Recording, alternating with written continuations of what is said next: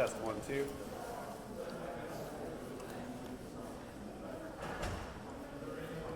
Test 1. I'm good.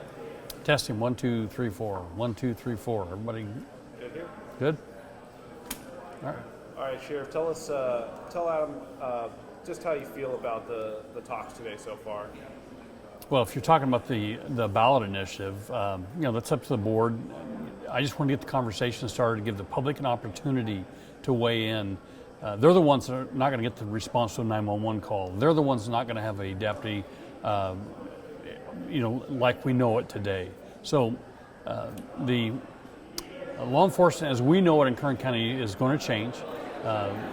Response times will be from extended to maybe not going at all. There'll be certain types of calls that we simply will not respond to. We're going to have substations that are starting to dry up with deputy sheriffs, and there's nobody to replace them. It takes a year and a half once we start to hire somebody to get them through the process to hand them a set of keys. So we're at a point now when a deputy retires from, say, Fraser Park or Ridgecrest or Delano or Roseman, there won't be a deputy to replace them. And at some point, those substations will no longer be 24-hour coverage. That's the reality that we're looking at, and it is what it is. One of the things you said today is that, the cuts are going to start tomorrow.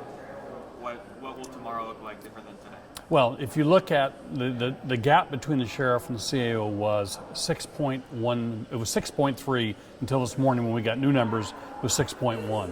But we're 1 month through the budget year.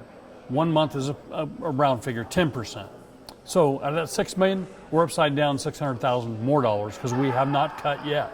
So that 6.1 went to 6.7.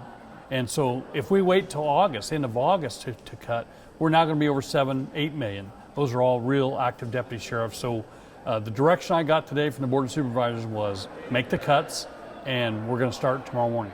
So what does that mean for my viewer at home who's concerned? Well, what does that mean? Will response times be slower tomorrow than they are today? Well, what that means is there'll be places that won't have a deputy to respond as quickly. We're looking at the closure or consolidation of some substations. We're looking at everything that we can to save money. So will response times be slower? Absolutely. Not just starting today. They've been slower. We're down 70 deputy sheriff positions. We've had 33 deputies that have quit and gone to other agencies. We lost a commander 2 weeks ago, a commander to the Cal State University of Bakersfield. So this is people that are having an unsteady workforce and they're looking for steady employment. So I see this progressively getting worse, but we're going to cut starting tomorrow where we have to cut so we can minimize the cuts that are going to occur at the end of August. Can you blame them for leaving? No, I don't blame them for leaving. I think that security is why we come to work in county government, specifically sheriff's offices. You have that security of a job, of benefits, of stability. That doesn't exist now. And so I suspect that we're going to lose a lot more. We've lost a couple to Shafter PD. We've lost a couple to Ventura PD. These are smaller agencies that we're losing people to, but they're more stable right now. And this isn't anybody's fault. This is the price of oil. But I thought the tax initiative might give some hope to people, but obviously it's going nowhere.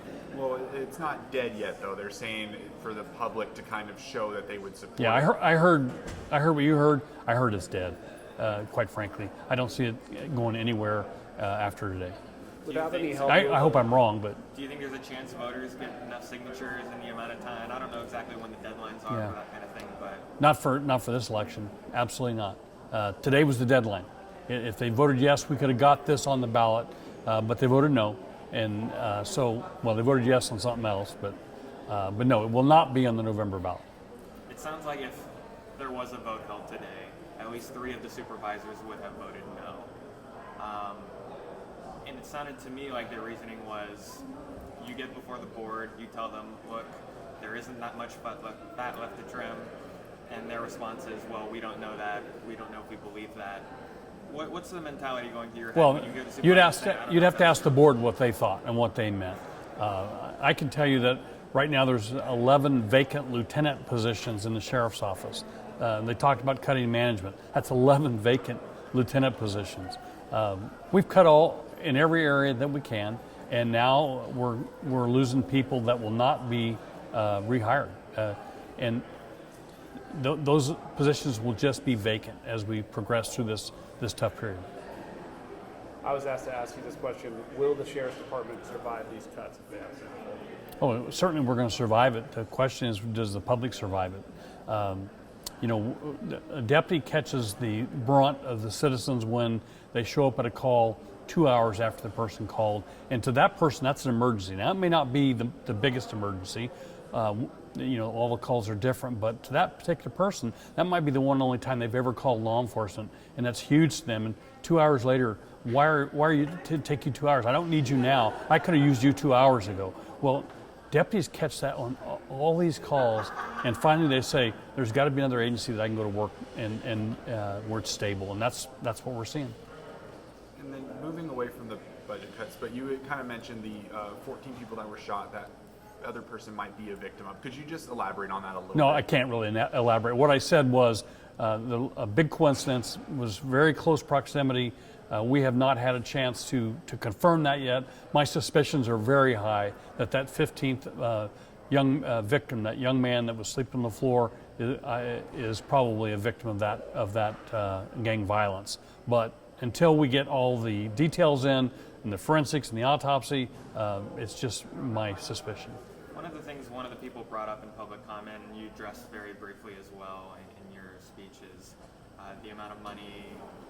And I'm not sure if this comes from, maybe that's part of my question. Does it come from your budget or somewhere else? Is the money being paid out through lawsuits? Is there a line item in your budget looking forward how much you plan to pay in lawsuits? We never plan on losing a lawsuit, but sometimes we do. So how do you plan something that you can't anticipate? And how do you anticipate what a jury might do? In this country, there's an all-out attack on law enforcement today, and that has to change, or we're going to have agencies that don't exist anymore. Yeah, I don't think that's an unreasonable thought process.